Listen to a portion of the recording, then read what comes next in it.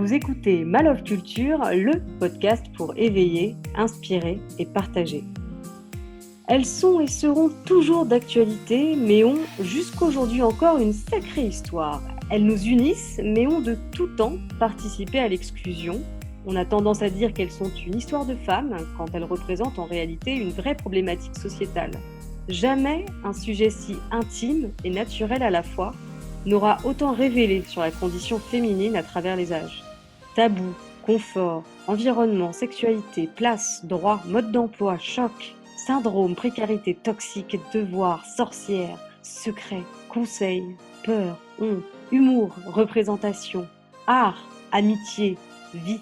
Elle renvoie à 1001 manières de les aborder, 1001 histoires. Vous l'aurez probablement deviné, je parle des règles, bien sûr. Et oui, elles débarquent. Et vous verrez, il y a encore pas mal de trucs à régler. Non, vous affolez pas, restez, ça va être sympa. Ça va, hein, on se les coltine tous les mois, vous pouvez bien nous écouter. Et au passage, pourquoi pas découvrir 2-3 trucs. Au programme de cet épisode, un peu d'histoire, puisque je vous emmènerai en voyage à travers le temps, les menstruations et les protections hygiéniques. On va parler bâton de bois, Watts, patriotisme et même Disney. Oui, Walt Disney. Ah bah je vous l'avais dit, hein, côté culture, les règles, ça envoie. Ensuite, pour nous inspirer, on échangera avec Lise Gérard. Elle est notre invitée du jour et a créé sa propre marque de culottes menstruelles. Elle nous parlera de ses valeurs et de son produit, sans tabou, bien sûr. Enfin, nos ragnagnas seront au cœur de notre rubrique spéciale Sur le front ou confinés toutes et tous concernés. À l'heure du confinement surprise, elles sont toujours là les vilaines, alors on a récolté plusieurs infos et témoignages sur le web. On vous racontera tout. Sans oublier notre zapping, rouge lui aussi, et nos précieux conseils culture bien sûr. Vous écoutez My Love Culture et je suis ravie de partager ce moment avec vous. Partie 2, l'invitée inspirante.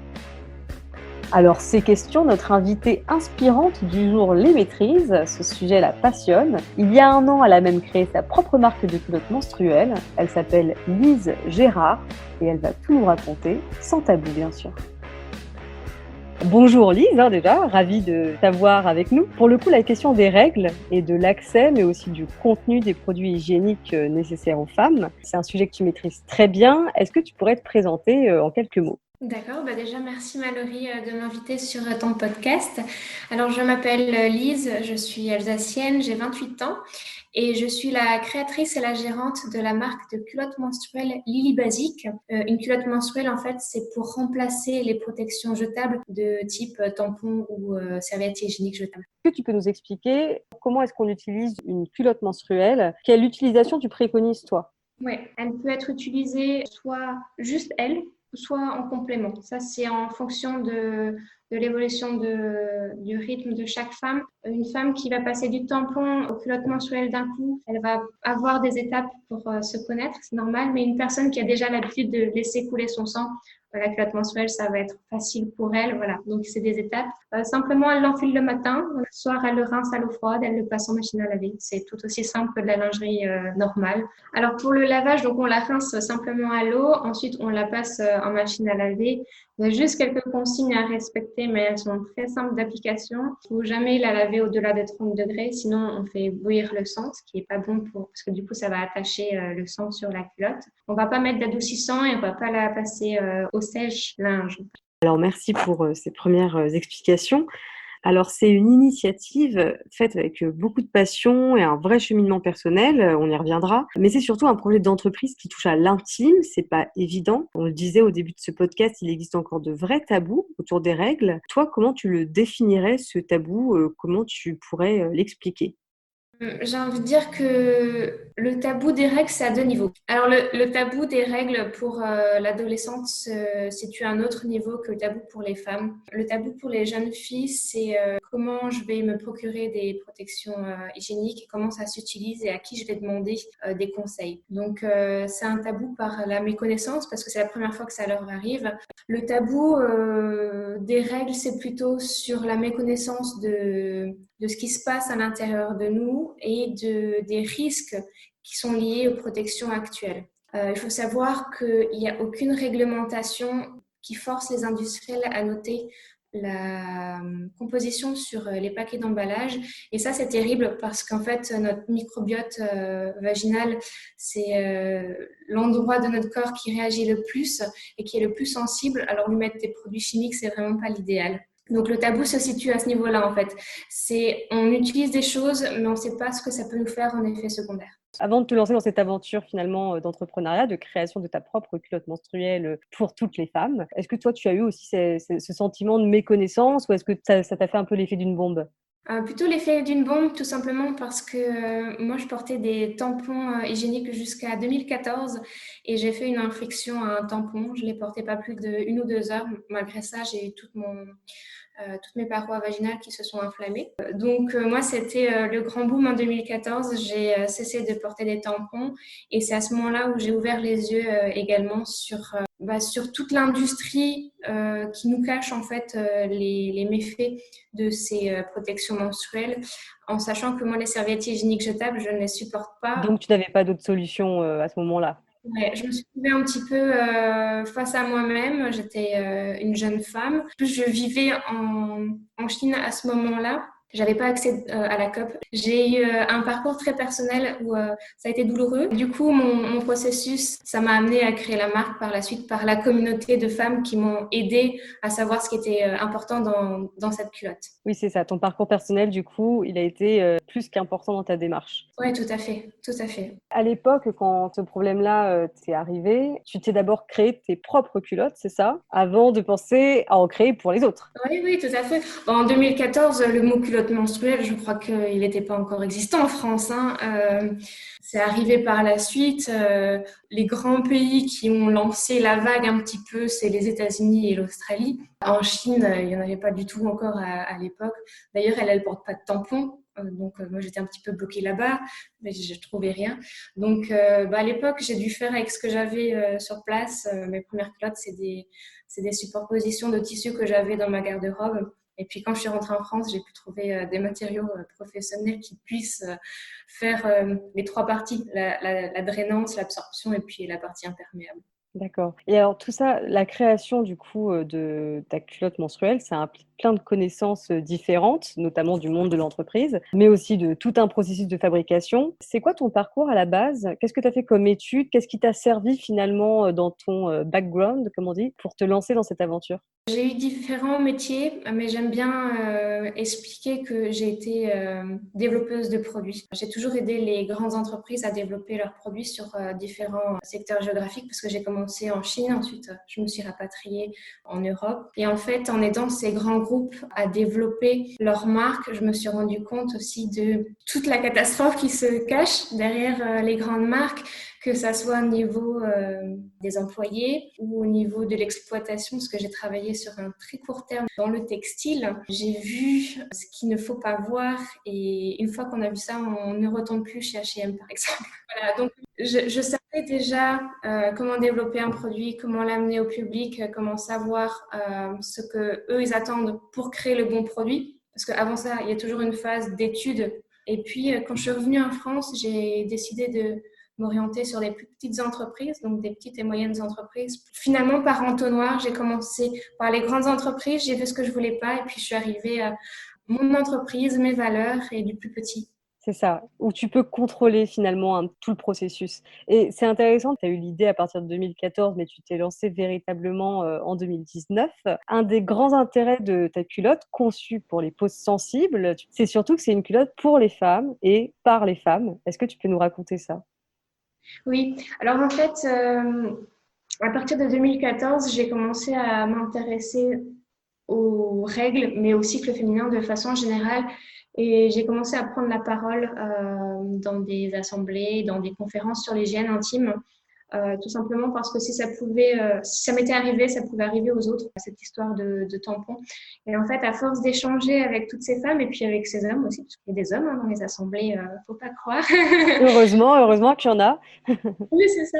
Je me suis rendu compte que on a une méconnaissance totale.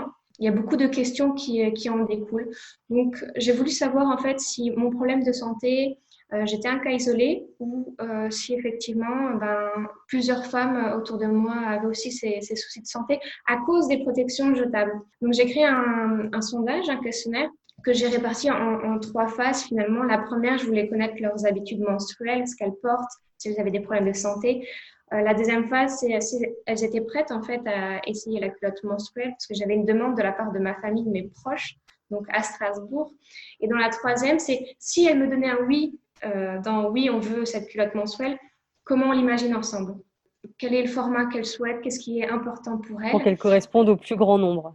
Ouais, voilà, exactement. Et que ça corresponde vraiment à nos attentes en tant que femmes, et non pas de l'industriel ou du marketing voilà, qui ne répondent pas à nos besoins. Et suite à ça, j'ai eu 385 réponses, très bien réparties en âge, entre 18 et 50 ans. C'est vraiment un questionnaire qui représente toutes les femmes menstruées en France. Et j'ai obtenu sur ces réponses, et c'est là où le scandale en moi a beaucoup éclaté, c'est qu'une femme sur 2 a déjà eu des problèmes de santé à cause des protections. Et aux produits qu'il y avait C'est dedans. beaucoup, c'est vraiment beaucoup, c'est vraiment énorme. La moitié des femmes, du coup, sans compter les témoignages qu'on n'a pas éventuellement, en plus, ça veut dire que la majorité des femmes a vécu ça. C'est ça. Et puis, sur la partie 2, donc, si je leur demandais en fait si la culotte menstruelle serait une alternative qu'elles apprécieraient, j'ai eu 81% de oui. Donc, autant te dire que la partie 3 a été très fournie parce que c'est un espace libre d'expression. Et j'ai récolté tellement d'informations, j'ai eu tellement de motivation de leur part qu'on a créé comme ça la première collection. Déjà dans la démarche, c'est beau et effectivement d'avoir autant de réponses et de réussir à créer un produit, comme je disais, hein, pour les femmes, mais aussi par les femmes, finalement, c'est superbe de pouvoir faire ça et d'avoir cet échange du coup avec celles qui vont utiliser son produit, c'est super. Alors, on assiste en ce moment à un vrai essor des startups qui veulent proposer ce genre d'alternative. Toi, tu fais quand même partie des pionnières en France, mais actuellement, c'est vrai qu'on est en plein dans un début de tendance d'alternatives aux tampons et aux serviettes. On commence en tout cas à en parler un peu plus librement, entre guillemets, selon les milieux, notamment parce qu'ils sont bourrés de produits chimiques. C'est un des premiers scandales qui revient, comme tu le disais. Alors, dans notre pays, ça date de 2-3 ans, ça date exactement de 2017, où il y a une grosse étude lancée par 60 millions de consommateurs qui avait fait le plus gros scandale jusqu'à présent.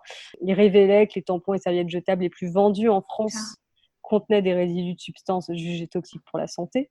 Et en parallèle, on parle aussi d'un fort impact environnemental. Chaque année, c'est plus de 45 milliards de serviettes ou de tampons qui sont jetés dans le monde. Ça équivaut à une bouteille en plastique en termes de dégradation dans l'environnement. Voilà, ça met 500 ans à se dégrader. En fait, on parlait justement des hommes qui venaient à ta conférence, mais pour le coup, c'est vrai, c'est un sujet de société, pas simplement parce que ça peut concerner leur mère, leur fille, leur sœur, etc. Mais parce qu'au-delà de ça, il y a un véritable enjeu et de santé et d'environnement derrière qui est censé, normalement, n'est-ce pas, intéresser tout le monde. Toi, dans les réponses des femmes voilà, qui ont participé à la création de cette culotte, c'était quoi les points primordiaux pour elles?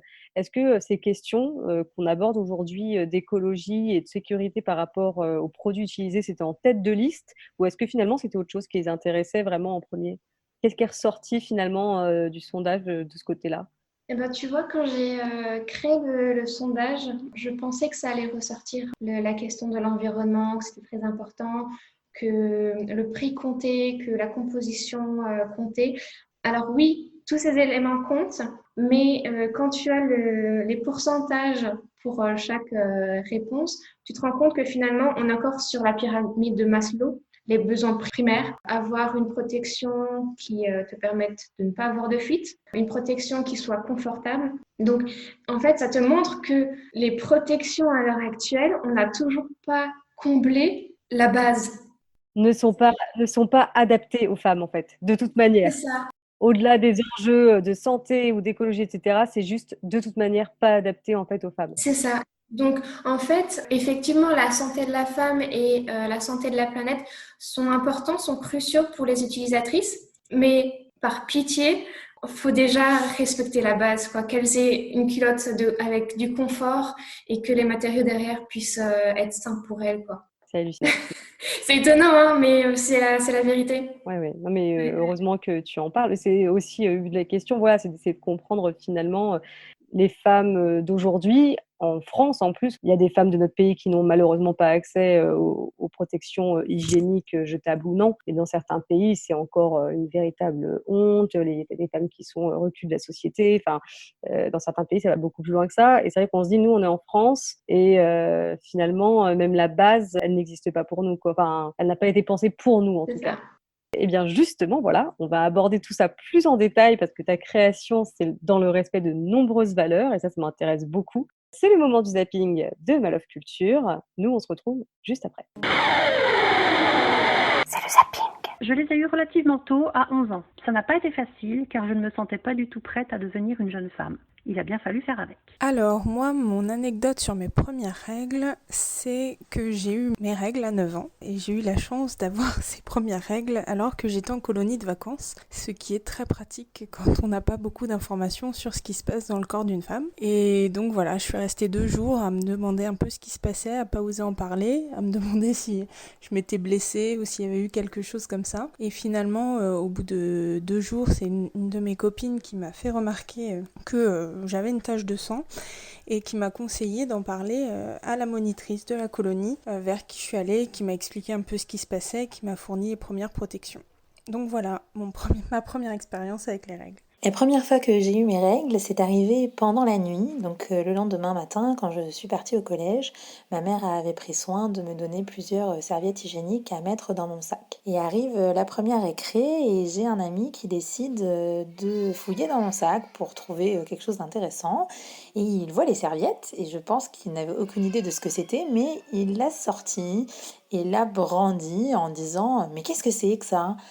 Et quand il a vu que j'étais complètement gênée, il s'est mis à courir avec cette serviette qu'il agitait comme ça au-dessus de sa tête. Et évidemment, moi, complètement mortifiée, je me suis mise à lui courir derrière pour essayer de rattraper ma serviette. Et évidemment, cette scène s'est déroulée devant toute notre classe. J'ai toujours utilisé des serviettes et tampons jetables, mais dans un souci de réduire au maximum mes déchets, j'ai découvert les serviettes en fibre de bambou lavables. Celles que j'ai achetées sont fabriquées en France, en Normandie. Je les recommande vivement car elles sont très douces et confortables et aussi très absorbantes. Il n'y a aucun souci au lavage, que ce soit en machine ou à la main. Je suis absolument convaincue par ce nouveau moyen de protection éco-responsable et je les utiliserai jusqu'à la libération, la ménopause. Mais ça, c'est un autre sujet. Alors le moment le plus marquant lié à mes règles est indéniablement le moment où j'ai voulu être maman, parce que ça a mis pas mal de temps, même trop, enfin, en tout cas pour moi. Et du coup, mes règles ont engendré des émotions très différentes. Bon, clairement, la plupart du temps, c'était de la tristesse, parce que comme ça a été long à être enceinte, et tous les mois, voir débarquer les vilaines, m'ont rendu très très triste. Il y a eu aussi beaucoup d'espoir, parce que dès que j'avais un retard, ça y est, j'avais l'espoir d'être enfin enceinte. Du coup, de la déception après. Et puis un grand bonheur le jour où ce retard était l'annonce de ma grossesse.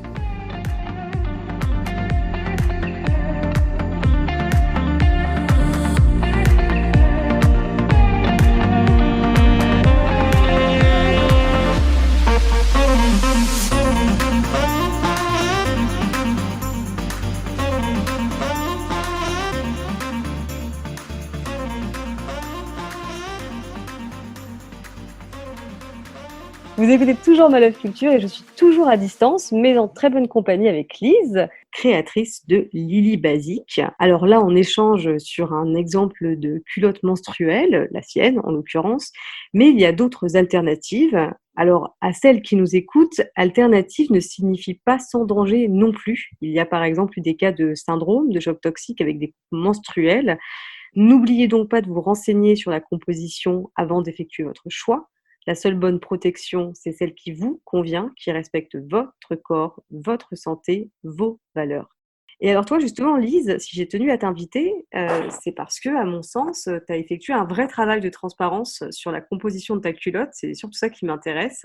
Est-ce que tu peux nous expliquer comment est fabriquée la culotte Lily Basique et avec quoi, bien sûr? Avec plaisir. Alors, la culotte en elle-même, c'est du coton biologique. Et à l'intérieur, en fait, tu vas avoir 3 parties. Donc, la drainante, c'est aussi du coton. L'absorbante, c'est de la pulpe d'eucalyptus. Je vais y revenir juste après. Et la troisième, c'est une partie imperméable. Et en fait, la particularité des culottes menstruelles, c'est que leur absorption est mécanique. Donc, il n'y a pas de produits chimiques comme on peut en retrouver dans les protections jetables. C'est le filage, le maillage des fils qui va faire que l'absorption est plus ou moins importante et efficace. Et alors, quand je parle d'eucalyptus, donc la partie absorbante, je ne parle pas d'huile essentielle, ça sent pas l'eucalyptus. En fait, c'est la fibre naturelle de l'eucalyptus qui est un arbre qui est naturellement absorbante. Dans mon choix, pourquoi j'ai pris l'eucalyptus, je me suis retrouvée face à 3 choix. Dans l'absorption, on a le chanvre, sauf que le textile du chanvre n'est plus au point en France ou ailleurs et l'absorption n'est pas idéale. Et après, on a le bambou et l'eucalyptus. Alors déjà, si on choisit par élimination, le bambou, c'est un faux ami environnemental parce qu'il demande énormément d'eau pour sa production et il est produit très loin, en Chine principalement.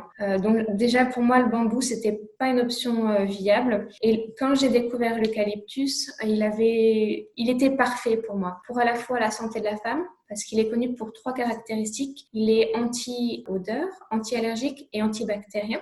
Et pour la planète, tout simplement parce que mon fournisseur est en Autriche, donc juste à côté de chez nous, parce que l'Autriche est un grand pays de production d'eucalyptus. C'est un parti pris de ma part. Et l'eucalyptus, quand il est produit, quand il est dans sa chaîne de transformation, il est en circuit fermé, c'est-à-dire que l'eau est réutilisée en permanence. La question qui se posait pour le bambou ne se pose pas pour l'eucalyptus du point de vue de l'eau, justement. C'est ça, exactement. Voilà. Donc ça, ce sont les matériaux principaux de la culotte Lily Basic. Alors du coup, on a du coton, de l'eucalyptus. Est-ce que tu as d'autres éléments que tu as utilisés pour tes premières culottes ou que tu utilises encore aujourd'hui dans la culotte Lily Basic? Alors, le choix de mes fournisseurs s'est transformé sur cette année. On arrive à tâtons dans une industrie très, très opaque. Ma première collection, il y avait la dentelle de Calais pour tenir au niveau du bassin que j'ai supprimée par la suite. J'ai une dentelle recyclée. Il n'y a que 3 usines au monde qui le font et c'est chez nos voisins, les Italiens. Donc, cette dentelle, elle a été mise en place il y a quelques mois que j'ai retirée mais qui reviendra par la suite, tout simplement parce que là, on est en Covid, donc on s'ajuste. Oui, donc en fait, j'ai fait le choix de matériaux recyclés sur les matériaux possibles. C'est-à-dire qu'en fait, sur la partie imperméable, c'est une membrane en pull. C'est l'abréviation qu'on utilise aussi pour les couches culottes lavables de nos petits chérubins. Ah. Et en fait, ce pull peut être certifié recyclé. D'accord. Donc ça, j'ai trouvé. Après une longue recherche, c'était sympa d'en trouver. Et la dentelle également est recyclée.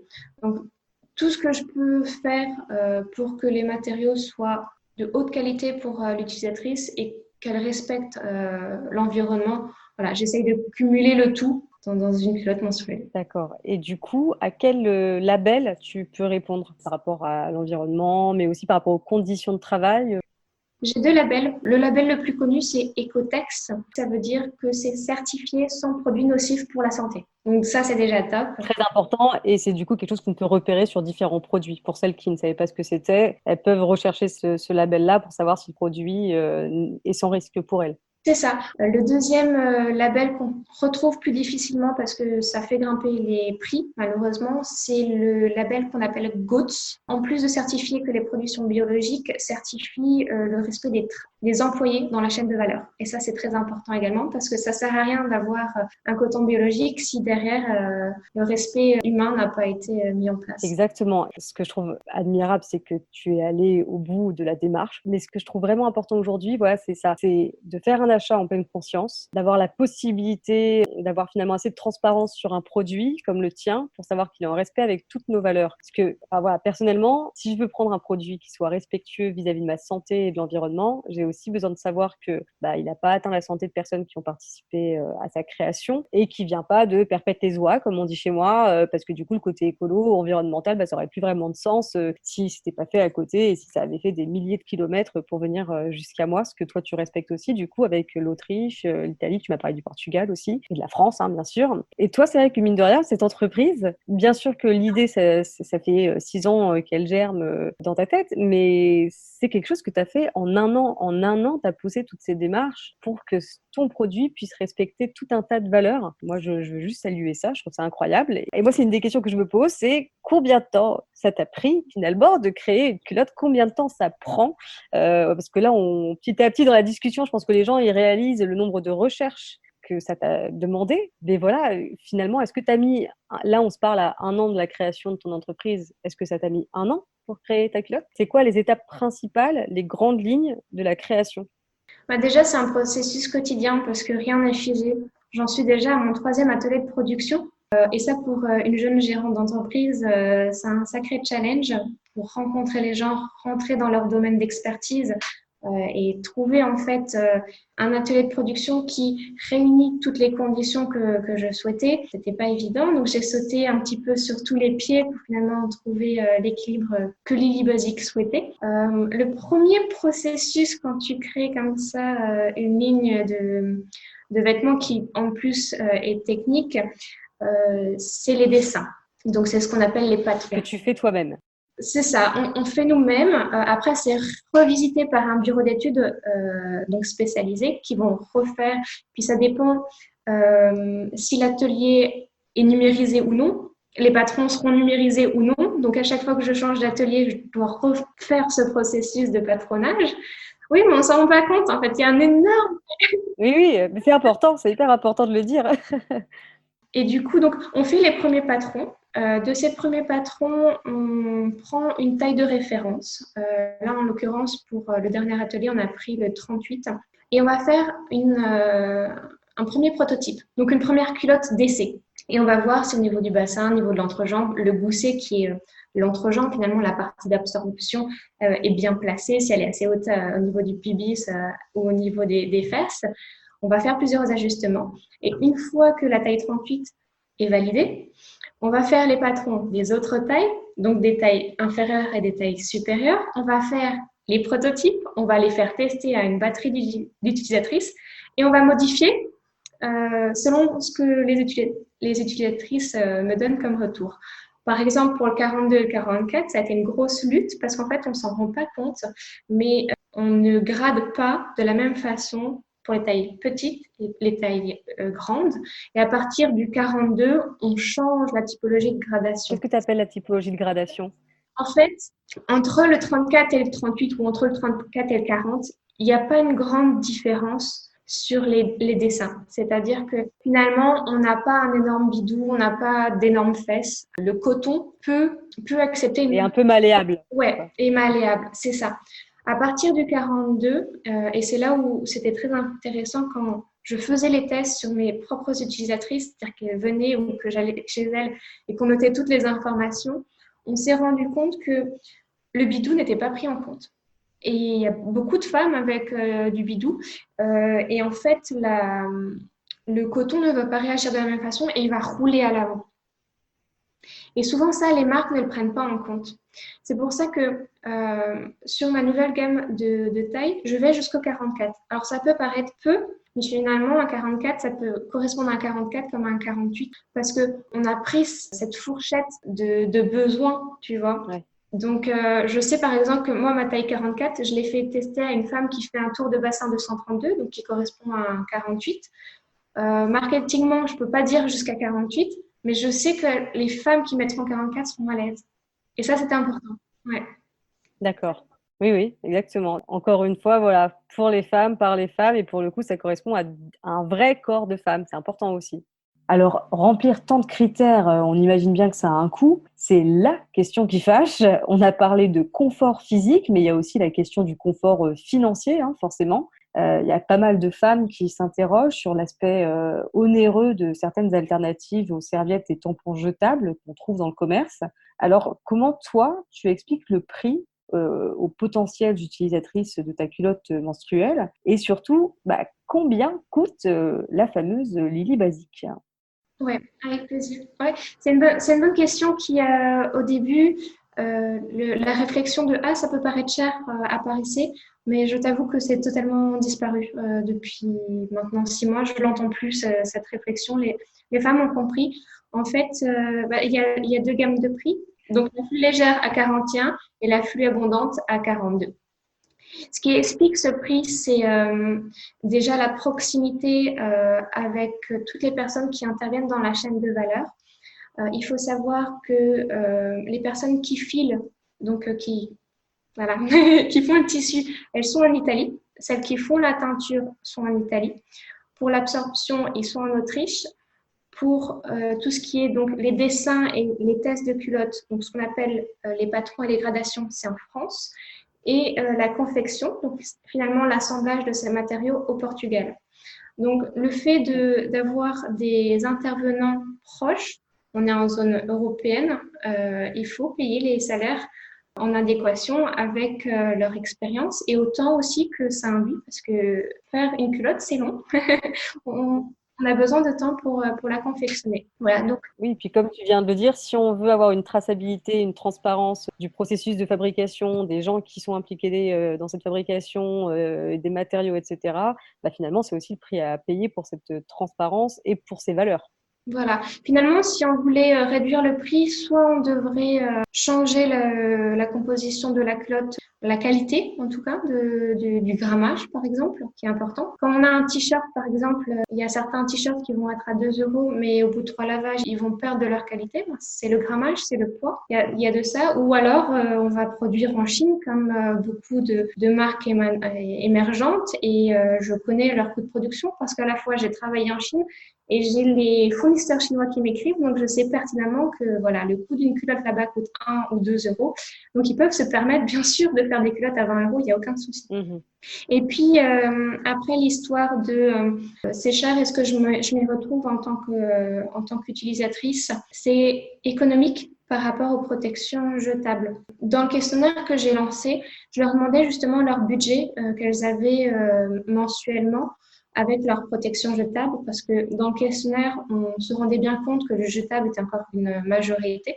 Et donc, j'avais mis une échelle de prix en dessous de 5 €, entre 5 et 10 € et au-delà de 10 € par mois. Et je leur disais bien, on ne prend pas en compte les rendez-vous chez les gynécologues, les draps tachés, les culottes qu'on doit remplacer. C'est ça. On n'est pas sur le coût des règles qui peuvent aussi comprendre les médicaments, tout ça. Là, on est vraiment sur la protection. Exactement. Sur Oui. la protection en elle-même. Et en fait, 50% d'entre elles ont un budget qui s'apparente à 10 € par mois.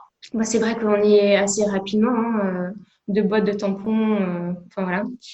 Et en fait, finalement, bout à bout, sur une vie, elles vont dépenser jusqu'à 4 000 € en protection jetable. Là où, avec des culottes menstruelles, on sera à un budget de 1 500 ou 2 000 € dans une vie. Donc, voilà, le calcul, une fois qu'on fait le calcul, que ça soit un calcul sur 2-3 ans ou sur toute une vie, on va dire 30 ans de menstruation, eh ben, on s'y retrouve tout de suite, en fait. Ah, c'est vrai que j'ai regardé du coup les derniers chiffres. Alors, on estime qu'une femme aura en moyenne 500 fois ses règles, que ça représente environ 6 ans et demi de la vie d'une femme d'avoir ces règles. Ça peut représenter voilà, de 4 à 20 000 € selon les pays, hein, dépensés en une vie, juste pour, voilà, qui semble être la base quand même, c'est-à-dire une protection hygiénique. Je sais que sur le site du journal Le Monde, je le mettrai aussi dans la barre d'information, il y a un article des décodeurs qui s'appelle « Précarité menstruelle, combien coûtent les règles dans la vie d'une femme ?» Et justement, à la fin, il y a un espèce de test qui se fonde sur la durée moyenne d'un cycle, sur le coût unitaire des tampons et des serviettes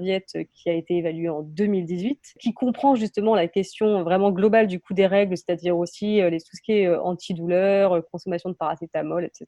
Sur la base d'une prise quotidienne. On n'est même pas en plus de ça dans de plus gros problèmes liés aux règles comme l'endométriose, etc. Alors, pour celles qui aimeraient faire ce test, je vous donnerai bien sûr le lien dans les informations du podcast. En tout cas, Lise, l'article te rejoint. On estime qu'en moyenne, une femme en France va effectivement dépenser 10 € pour chaque période de règles. Alors, c'est déjà énorme. Il y a beaucoup de femmes qui ne peuvent même pas se le permettre. Mais pour celles qui ont le choix de leur protection, quelques culottes menstruelles, ça peut être rentable sur le long terme, même si notre consommation est basse.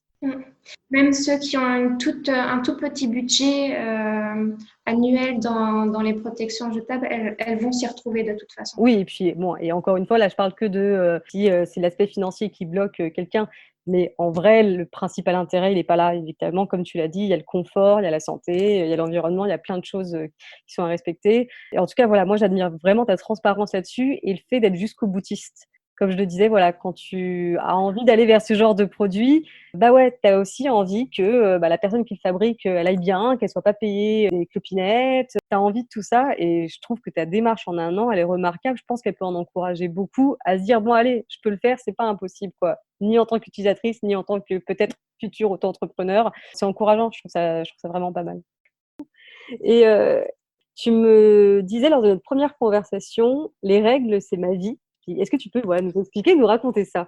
Est-ce que c'est une phrase que tu as l'habitude de dire, j'ai l'impression? Oui, c'est ça. À force de parler de règles, que ça soit dans la dimension personnelle ou dans la dimension professionnelle, une fois, une amie à Juste Street m'a dit tu devrais insérer dans ton site les règles, c'est ma vie, j'en ai fait mon entreprise ou mon business. C'est pas mal. Mais c'est vrai, en fait. C'est tellement prenant comme sujet parce que on doit libérer en fait cette parole au-delà de la culotte menstruelle qui représente une émancipation pour nous, pour notre confort. Ça permet aussi d'être un objet de discussion. Et donc ça, pour moi, c'est important parce que finalement, les hommes ne se rendent pas compte de ce qu'on vit finalement. C'est inconnu au bataillon. Moi-même, je ne savais pas que j'avais un clitoris et je ne savais pas distinguer mon utérus de mon vagin pendant très longtemps. Et je trouve que c'est catastrophique que l'anatomie masculine soit expliquée et l'anatomie féminine mise de côté parce qu'on découle derrière une liberté et une aisance à la fois pour qu'on vive bien nos cycles et puis aussi sexuellement pour nous épanouir. Ouais, tu as complètement raison. D'ailleurs, c'est un vif débat, hein, la représentation des organes génitaux féminins dans les manuels scolaires, par exemple. Je me souviens, en 2017, je me rappelle qu'on applaudissait enfin un éditeur d'un seul manuel d'SVT qui montrait clairement le clitoris. Et puis depuis l'an dernier, en 2019, ça bouge, il y en a de plus en plus. Ça avance donc, mais on a encore du chemin à faire sur ce qui semble pourtant basique finalement. Si je reprends ce que tu viens de dire, tu as utilisé le terme basique et la marque s'appelle Lily Basique.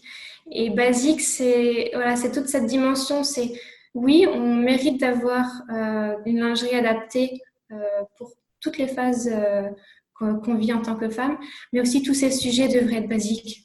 Et ça l'est pas encore. C'est pour ça que c'est important. Bien sûr, tu as complètement raison. Eh bien, merci beaucoup, Lise. Et avant de te laisser, tu n'y échapperas pas. C'est la question posée à chaque invité de ce podcast, si possible en lien avec notre thématique du jour. Est-ce que tu aurais un conseil culturel à partager avec nous?